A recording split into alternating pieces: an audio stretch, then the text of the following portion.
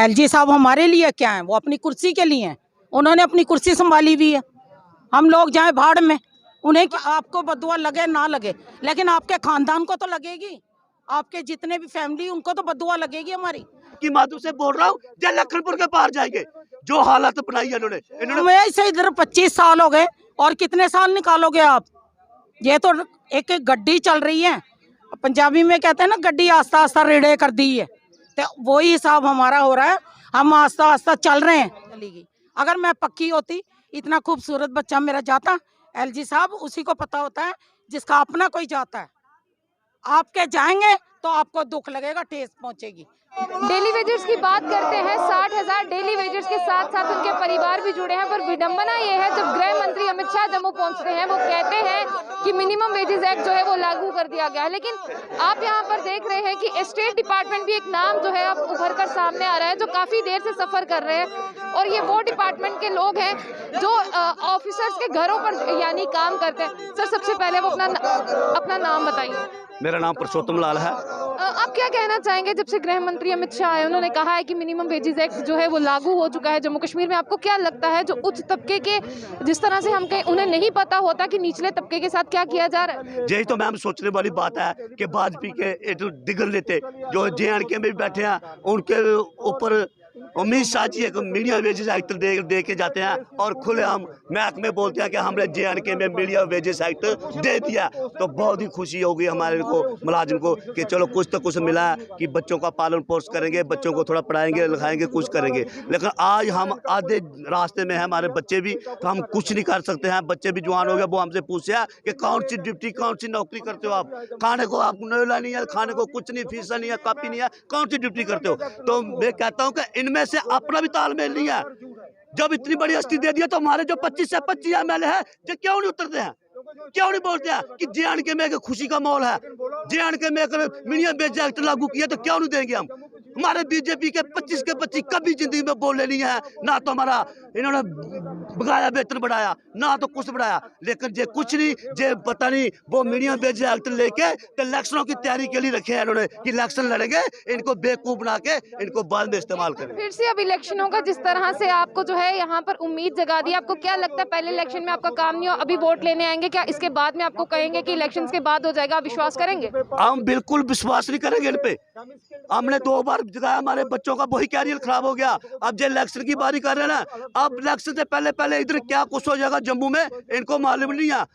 50 के पार कर ये 50 सपना देखते हैं 50 के पार। तो मैं आपकी माधु से बोल रहा हूँ, जब लखनपुर के पार जाएंगे जो हालत बनाई है इन्होंने बुरा हाल कर दिया हमारे बच्चों का, हमारा कैरियर खराब किया। ठीक है, आपने बोला पाप की गारंटी है, वो है, उन्होंने लोगों ने लगाया, आपने 1 रुपया तक नहीं हमारा बढ़ाया, आपने हमारा दुख दर्द नहीं किया। तो महंगाई कितनी होगी? 200 का तेल था, आज 1000 रुपए का है, 200 kg है जो लाते थे हम। आज आपने क्या किया? मुझे एक ही बताओ, जब आपकी बारी आती थी ना, तो पूरे जो वाजपेयी में 25 के 25 ना डंडे लेकर रोड बंद करते थे, गाड़ियां बंद करते थे उस वक्त। आज कैजुअल लेबर डेली वेज होता है ना, एक भी वाजपेयी का नेता बोलता नहीं है, एक भी बाहर नहीं आता है कि इनके लिए दुख दर्द में क्या है। कहते हैं कि इनका मसला हल करेंगे, जो पाप की गारंटी है, जो कैबिनेट में आपका मसला हल हो? वो नहीं हम देखेंगे, फर्स्ट कैबिनेट हम नहीं देखेंगे, हम सीधा इनको लखनपुर के पार ही करेंगे, हम वोट देखेंगे। क्योंकि ये मोदी के नाम पे जीतने वाले दबे हैं। बस मैं आपकी मदद से कह रहा हूँ, जो उनके नाम पे जीतने वाले हैं। कुछ नेता इनके ऐसे हैं जिन्होंने अपनी कॉन्स्टिट्यूशन देखी नहीं है, लेकिन वो जीत गए हैं कि नरेंद्र भाई मोदी को मैं सूट मारता हूँ। अगर ऐसे ही आप जिताते रहोगे तो फिर जायजाकार होते रहेगी आपकी, तो जम्मू का बेड़ा गर्क ही होता जाएगा। क्या लगता है जो हमारे प्रधानमंत्री के नाम पर वोट लेते हैं, क्या वो प्रधानमंत्री के नक्शे कदम पे चलकर काम भी करते हैं? ये बिल्कुल नहीं करते हैं। जे को आपकी माध्यम से इतना बड़ा इशू JNK में इस वक्त है, तो वो कैजुअल लेबर डेली बेसिस का काटे से जार का, जो पुरानी सरकारों ने पूरा काटे से जार का प्रोपोजल बनाकर वो NN बोरा साहब को भी दिया था, हर चीज पड़ी थी। लेकिन कुछ इन्हीं के कार्यकर्ताओं ने वो भी रद्द कर दिया, किस्म का वो भी चलने दिया। लटका के क्यों रखा है? क्यों लगता है इतनी फैमिलीज को क्यों लटका के? जे सोचते हैं जे इनको रेगुलर कर देंगे, पक्के कर देंगे, तो हो सकता हम नहीं बनेंगे ना, हमारी सरकार आएगी जो हमें दबा के रखना चाहते हैं, वो हर गज नहीं होगा। दबके रहेंगे? अब दबके नहीं रहेंगे हम, क्योंकि हमारे कैरियर बच्चों का खराब हो गया, तब हमसे बर्दाश्त नहीं होता है, तब हम बिल्कुल नहीं करेंगे। इसके लिए हम बच्चों को बोला, घर जाते हैं आपके बच्चे, आपसे क्या सवाल अब हमने बच्चों को बोला कि आप जब भी हम धरना प्रदर्शन पे उतरेंगे तो समझ लेना कि हम नाथ है, हम लड़ेंगे मरेंगे, एक ही दफा अपनी खलासी मंगाएंगे। क्यों आप कह के आए कि अनाथ है? आप क्यों चाहते हैं कि हमारा 450 से मैं बोलता हूँ ये 225 से गुजारा करके दिखाएं।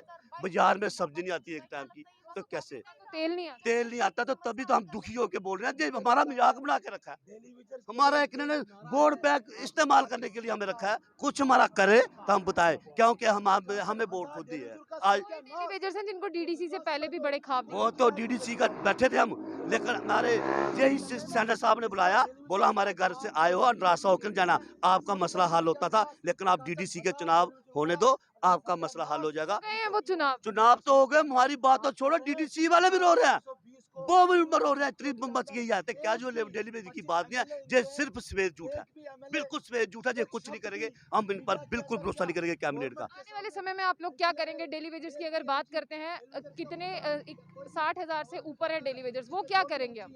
अब यही है कि आप तो बहुत दूर की बात है।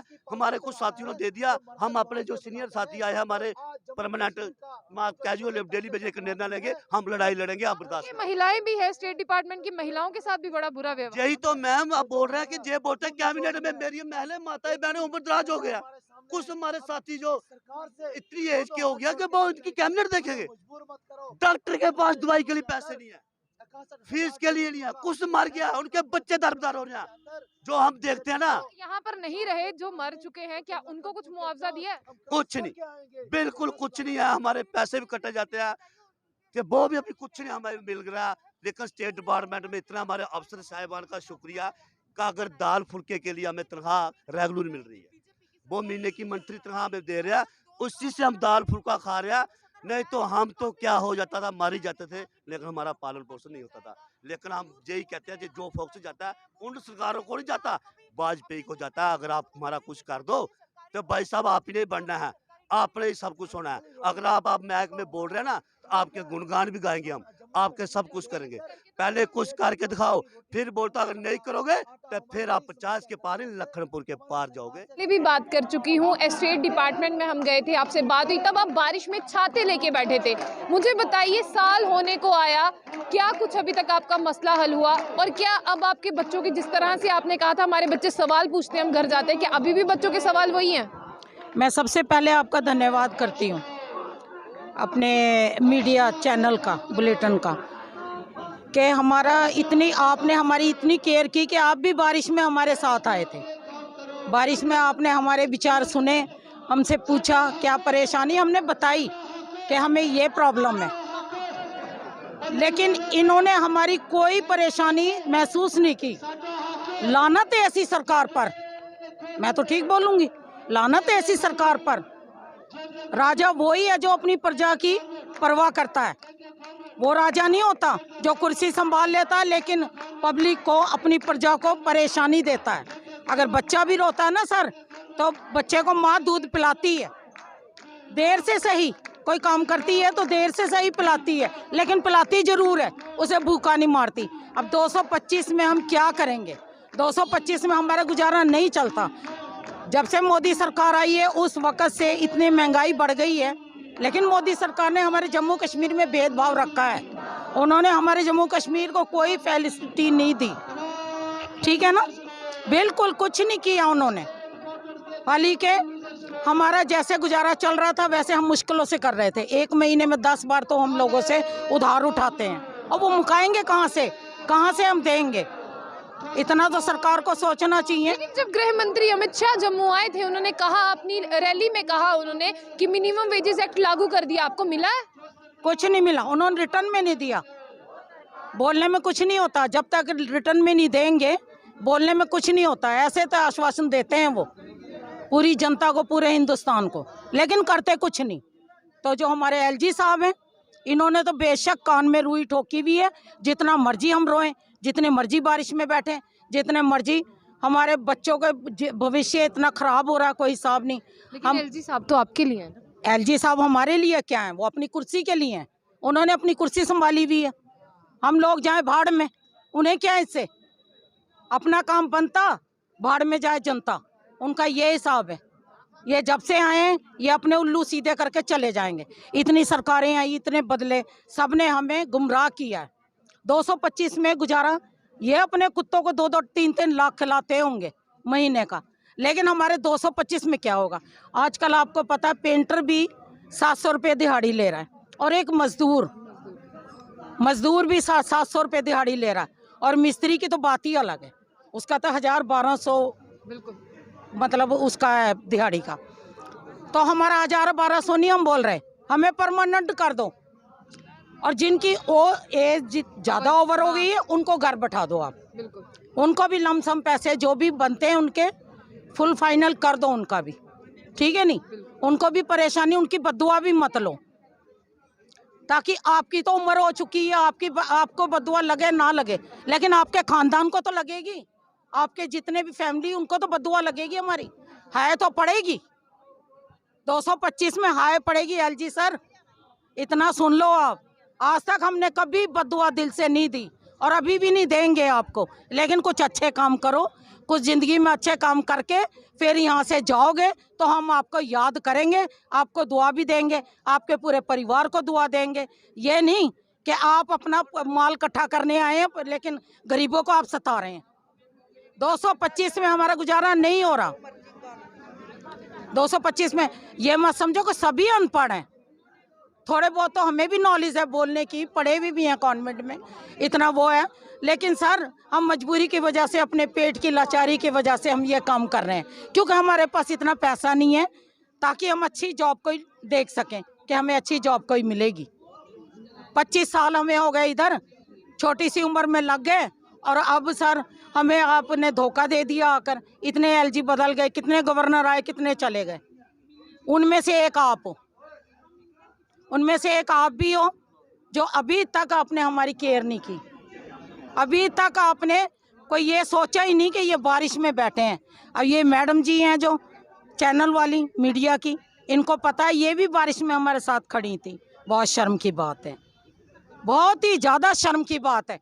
बाकी गवर्नमेंट के लिए तो बहुत ही शर्म की बात है। आप अपने जम्मू कश्मीर के, अब बाहर के लोगों को देखो, 5 लोगों को योगी साहब ने नौकरी दी है, और हमें ऐसे इधर 25 साल हो गए, और कितने साल निकालोगे आप? ये तो एक गड्डी चल रही है, पंजाबी में कहते हैं ना, गड्डी आस्ता आस्ता रेड़े कर दी है, तो वही हिसाब हमारा हो रहा है। हम आस्ता आस्ता चल रहे हैं, लेकिन मर मर कर चल रहे हैं, जी कर नहीं चल रहे। शौक हम नहीं पूरा कर सकते अपने बच्चों का, अपना नहीं कर सकते। जब से ड्यूटी पे लगे थे ख्वाहिश थी कि पैदल नहीं चलेंगे, एक स्कूटरी ले लेंगे, आती है चलानी तो चलाएंगे, 4 व्हीलर आती है वो भी कभी ना कभी हम चलाएंगे। लेकिन सर वो अरमान तो हमारे सारे ढल गए, दिल के अरमान आंसुओं में चले गए। अब ये एलजी सर के कुछ तो अपने कान खोलो, या सोते रहोगे कुर्सी पर बैठकर? थोड़े दिन हो रहे आपकी जिंदगी, आपने भी चले जाना और हमने भी नहीं रहना। मेरा इतनी छोटी उम्र का बच्चा चला गया, 22वें साल में लगा था, 20 साल का, 21 साल का, वो चला गया मेरा बच्चा दवाई के बगैर। मैंने घर का सामान बेचकर चंडीगढ़ तक चली गई। अगर मैं पक्की होती, इतना खूबसूरत बच्चा मेरा जाता। एलजी साहब उसी को पता होता है जिसका अपना कोई जाता है। आपके जाएंगे तो आपको दुख लगेगा, ठेस पहुंचेगी।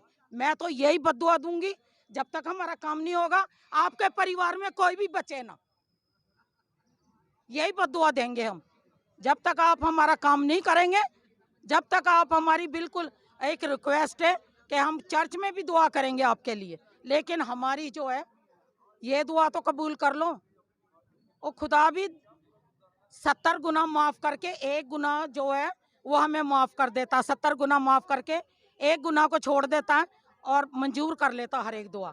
लेकिन आपने तो आज तक इतनी रिक्वेस्ट की सर, आपने सुना नहीं। मैंने बहुत बार सोचा आपके साथ में फेस टू फेस बात करूंगी सर, क्योंकि मैं सेक्टर में जाने वाली लेडीज हूँ। मैंने आपके सेक्रेटरी को भी बोला था कि मैं साहब से बात करनी, वो बोलते हो मिलते ही नहीं है। क्यों नहीं मिलते आप जनता के लिए बने हो, आप अफसरों की उसके ऊपर फाइल के ऊपर साइन करने के लिए नहीं बैठे उधर, आपको जनता से मिलना ही पड़ेगा।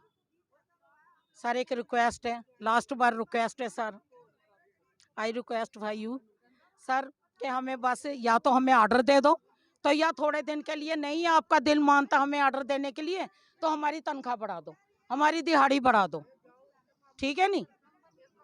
तो सर फिर तो यही होगा कि हम आपके लिए दुआ करेंगे, आपके बच्चों के लिए दुआ करेंगे। जितनी देर आप जिंदे रहेंगे, सुख से रहेंगे, अच्छे से रहेंगे, कोई बीमारी कोई दुख नहीं होगा आपको। नहीं तो मैं तो कहती हूँ दुखों से घिरे रहोगे, बद्दुआ से। एलजी सर, मैं तो सेक्टर में आके भी बोलूंगी, यही नहीं मैं सेक्रेट में भी बोलूंगी। सर बहुत रिक्वेस्ट कर ली हमने, साल हो गया हमें, पिछला साल और 3-4 साल पहले हो गए हमें रिक्वेस्ट करते हुए।